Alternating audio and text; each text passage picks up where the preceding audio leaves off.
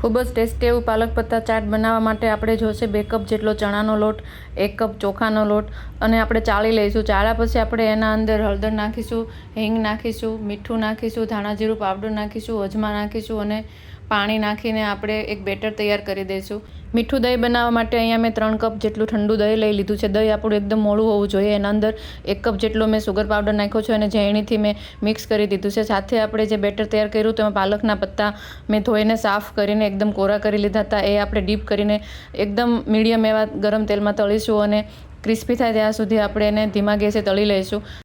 આપણા પાલક પત્તા એકદમ ક્રિસ્પી હોવા જોઈએ અને એક પ્લેટમાં આપણે મૂકીશું. એના ઉપર આપણે આંબલીની મીઠી ચટણી, લસણની તીખી ચટણી અને ફુદીનાની ચટણી નાખીને આપણે ઉપર મીઠું દહીં નાખીશું. સાથે આપણે એના અંદર કાંદા ટમેટા બારીક સમારેલા નાખીશું.